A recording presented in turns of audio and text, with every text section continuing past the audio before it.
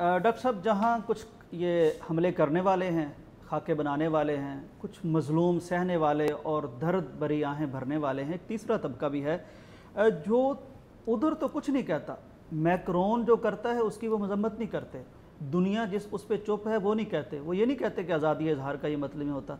लेकिन ये जो बेबस मज़लूम नबी से मोहब्बत का इजहार बाइकाट की सूरत में कोई सोशल मीडिया पे पोस्ट लिख के करते, इन पे वो बड़ा तनज़ करते हैं। वो कहते हैं कि क्या बिगाड़ लोगे उसका। यही बात अफ़गानिस्तान में भी कहते थे कि अमेरिका के ख़िलाफ़ आप क्या कर लेंगे। इस बारे में भी ज़रा बताइए। देखें, बात यह है कि करना तो होता है अल्लाह ने, हर चीज़ अल्लाह की तदबीर से होती है, अल्लाह की तकदीर से होती है, इंसानों की तदबीर से नहीं होती। लेकिन इंसान जो तदबीर करते हैं उससे वो अपनी आक़िबत सही करते हैं। और अगर हम किसी भी मौके पर कोई भी तर्ज़ अमल इख्तियार करते हैं तो ये कभी ना सोचें कि उसका इम्पैक्ट क्या होगा। इम्पैक्ट कुछ भी ना हो तो इम्पैक्ट असल में मेरी ज़ात के ऊपर है। ला युकल्लिफुल्लाहु नफ्सन इल्ला वुसअहा, और हमारे ज़िम्मे अल्लाह ने रखा है वलैसा लिल इंसान इल्ला मा सआ व अन्ना सअयहु सौफ युरा, कि हमने डायरेक्ट राइट डायमेंशन में कदम उठाना है। अगर हमारा स्टेप राइट डायरेक्शन में है तो इसका मतलब ये है कि हम ठीक कर रहे हैं, चाहे वो एक कदम हो, चाहे हम अपनी सिर्फ मूव किए हों और हमारी मौत वाक़ई हो जाए, अल्लाह के यहाँ हम अजर में पूरे हो जाएंगे।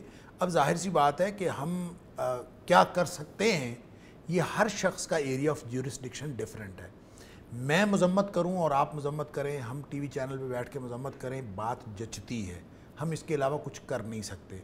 अगर फ़ौज कहे कि हम मजम्मत कर रहे हैं तो फ़ौजियों को जो असलहा लेके दिया हुआ है या फ़ौजियों के पास जो ताकत और क़ुव्वत है, अगर वो भी नबी अकरम सल्लल्लाहु अलैहि वसल्लम की शान पर और आपकी आन पर क़ुरबान होने के लिए वो तैयार नहीं होते और फिर वो भी हमारी तरह बेबस लोगों की तरह मजम्मत करते हैं, तो फिर उनके फ़ौज होने का कोई मतलब नहीं है।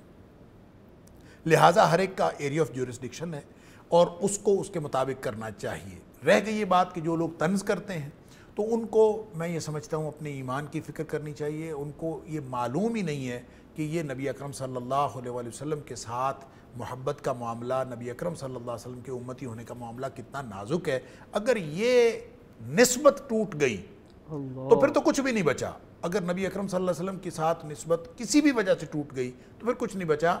आज उस निस्बत का इम्तिहान हो रहा है। हर चीज़ के लिए कोई इम्तिहान का मौका होता है। किसी मौके पर आप मसलियत का शिकार भी हो जाए तो कोई हर्ज नहीं होता, लेकिन इस मौके पर अगर आप मसलियत का शिकार होंगे, जब ईमान का इम्तिहान हो रहा हो, तो वो जैसे इकबाल ने कहा था कि ये घड़ी महशर की है तो अरसाए महशर में है, पेश कर गाफिल अमल कोई अगर दफ्तर में है। अब तो कुछ भी है तो उसको पेश करना है। अब अगर कोई शख्स बोल के पेश कर सकता है तो वो बोल के कर ले, और कोई शख्स अगर लिख के कर सकता है तो लिख के कर ले। कोई सोशल मीडिया पे तस्वीर लगा के नबी अकरम सल्लल्लाहु अलैहि वसल्लम का उम्मती होने का इजहार कर सकता है तो कम अज़ कम इतना तो करे। अगर वो इतना भी नहीं करता तो फिर इसका मतलब ये है। और उल्टा ये कहना कि ये लोग जो हैं वो अमन तबाह करते हैं और ये लोग ये अक्ल के ख़िलाफ़ बात कर रहे हैं, बदअमनी फैलाते हैं या अक्ल के ख़िलाफ़ बात करते हैं, तो बात तो उस शख्स की अक्ल की करनी चाहिए कि जो एक मुल्क का सदर है और उसमें इतनी सी अदना सतह की भी अक्ल और अदना दर्जे की अक्ल भी नहीं है कि वो पूरी दुनिया को आग में झोंक रहा है अपनी एक ऐसी हर्जा सराई से और ऐसी गलत ज़ुबान इस्तेमाल करके कि उसको मालूम है कि ये 1.5 अरब मुसलमानों के ईमान का मसला है। और सुन लीजिए, पूरी दुनिया का अमन तबाह होता हो तो हो जाए।